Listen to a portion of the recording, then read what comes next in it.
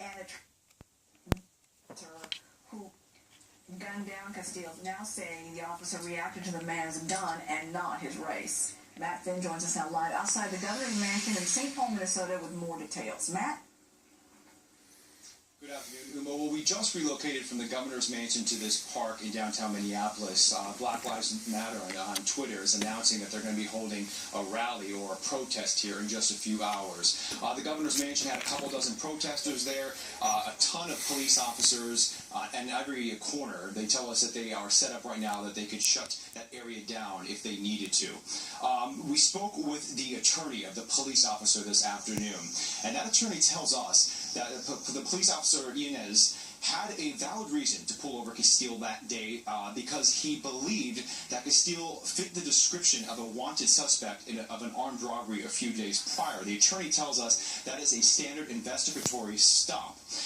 The attorney for the police officer also tells us that this to do with race, but that the police officer reacted on the fact that he saw a gun, and that he knew this afternoon we learned that the attorney for the police officer, Inez, tells us that he gave the driver of the car that day, Castillo, an order to stop and freeze or to do not move in the car, and he says ultimately that Castillo did not comply with that do not move order, and his attorney tells us that is ultimately why the officer pulled the trigger that day. We've also learned that the officer is Mexican, not Asian, as the woman in the car has described that day.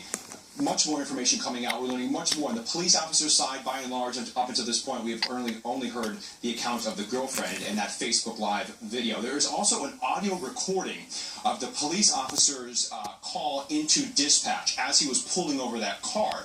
And he said, "I'm pulling this car over because this suspect fits the description of that armed robber." We don't know if it had anything to do with the taillight, as the woman, Reynolds, has claimed to date. We are working to independently confirm that that audio is accurate. The law officials we have talked to say it sounds authentic.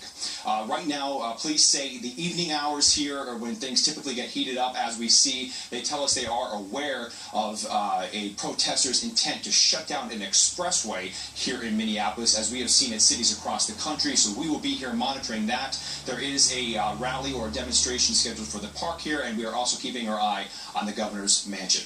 Back to you. All right, tensions remain high there. Thank you very much. And in Baton Rouge, dozens of people under arrest overnight and early this morning during protests outside police headquarters there. Crowds upset over that fatal shooting of Alton Sterling by a Baton Rouge police officer. The graphic footage of white police officers shooting Sterling outside a Louisiana convenience store, sending shockwaves throughout that community when it emerged online this week. We are still learning the details surrounding his death, but we do know that officers shot the 37-year-old multiple times at nearly point-blank range after responding to reports that he was carrying a weapon. Back to Dallas now, where investigators reportedly recovering massive amounts of evidence from the sniper's home, including stockpiles of guns, ammo, and materials to make bombs. This, coupled with other concerning reports about the 25-year-old gunman, Micah Johnson, we are learning that he was once accused of sexual harassment while serving in the Army and expressed a great deal of anger on Facebook. So where does this investigation go from here? Let's bring in Danny Coulson, former Deputy Assistant Director of the FBI, with some perspective, and he's also the FBI's former House Rescue Team Commander. Welcome, Danny. It's so nice to have you on the program, especially when your expertise is so needed right now. Well, thank you. It's good to talk to you. Sad day for Dallas and the United States. We mourn these officers. They did a magnificent job. They're trying to resolve the situation, and we can't forget them or their families. I know you know the Dallas area very, very well. You know a lot of these players. They're good friends of yours. Right now, the FBI has a big team of agents in place there. The fascinating thing about this is that what needs to be done now is to see who else may have been involved. Even though the police chief is saying that the gunman acted alone, we do know that there was a great deal of ammunition and bomb-making materials found inside his home. So we need to determine who helped him possibly purchase this material, who may have, transported him over to that site in Dallas. These are key questions that they have, correct?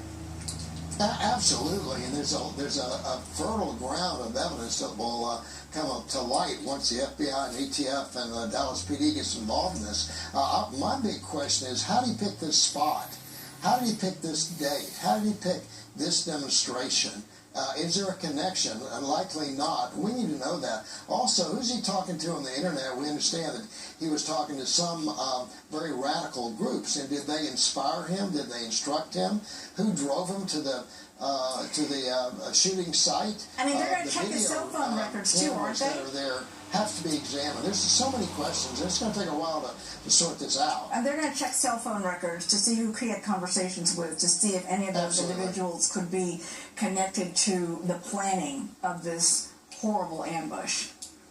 That's exactly right. And, we're going to come to, we'll know what happened. The federal authorities working with the Dallas PD have a long-standing relationship with them. I worked with the Dallas Police Department when I commanded the division in Dallas. And it's, matter of fact, right now my company's doing a project with the Dallas PD. They're an excellent department, and they're going to come together. They'll gather all their resources, and they're going to find out what happened here. And we may find some surprises at the end of the day, I think. Surprises like what? I think you're going to see some associations here. I don't know with who. This took a lot of planning. Again, I don't believe in coincidences. I don't think he just showed up here during that demonstration to go after these police officers. But we're going to see. I'm speculating. We'll have to see what the evidence shows. But this is a very dangerous situation. I know there's some controversy about the way it ended. And I will say, well, I think it ended appropriately. I want to ask you about that needs to come to light too. Because, I mean, obviously you have a great deal of experience in hostage negotiations. The police officers were negotiating with him for some time, and then the decision was made to bring in this robotic device that was going to set off a bomb there. And it's been, as far as we know, it's the first time it's ever been used in a situation like this. Tell me about the technology. Is this a watershed moment for police tactics? Well, it is. I've never heard of it used like this before, but you have to remember, the law that governs this is Garner versus Tennessee. And I will tell you, the Supreme Court decision doesn't tell what kind of deadly force can be used. In this situation, this guy, if you saw the video of him attacking that police officer, he was vicious and determined and extremely skillful. And rather than risk the lives of these valiant officers, I think there's an appropriate ending. He had every opportunity to surrender. Those negotiators engaged him for several hours. He had a chance to give up. And rather than trying to engage in a tit-for-tat gunfight where we could have lost more officers, this was appropriate use. It's very violent. Do we want to do it? Does anybody want to do it? Absolutely no. But when the man has a chance to surrender, and the decision. Also, this robot was controlled by a person. It wasn't acting on its own. It wasn't like iRobot in the movies we see. A person made the decision to use it, and that robot was totally under the control of a human being. So I think we need to remember that part of it too. There are a couple of published reports today in the Dallas papers about the fact that this suspect, gunman, sniper, that he was reportedly preparing for a military-type assault in his home. Neighbors supposedly saw him training for combat, and which was puzzling to them, but they saw him do some exercises. And the fact that during these negotiations, there are published reports saying that he was laughing and that he was dancing and taunting the officers and saying, hey, there's going to be more explosions. Just get ready for them, and there's going to be more deaths. So, all that combined gives you a profile of someone who was determined to do evil. Well, also he had a journal where he talked about what he was going to do, and if you look at the video, he's very good at it. I will tell you, he's very, very skillful, and I think they used a proper resolution, and, you hate to see it, but, he could have been shot by a sniper also. Apparently that could not take place because of his position, but it was appropriate, and I think it was the right decision. Danny Coulson, thank you so much for joining us with your insights from Dallas. I know the city's really in shock and in mourning. Being from Texas myself and working in that market, I know how good that police department is and how those folks are really having a tough time coping today. Thanks for joining me. Well, the deadly ambush in Dallas forcing President Obama to cut short his overseas trip what more he's saying about that attack. He previously described as horrifying, and as Dallas Moore's police departments nationwide on high alert.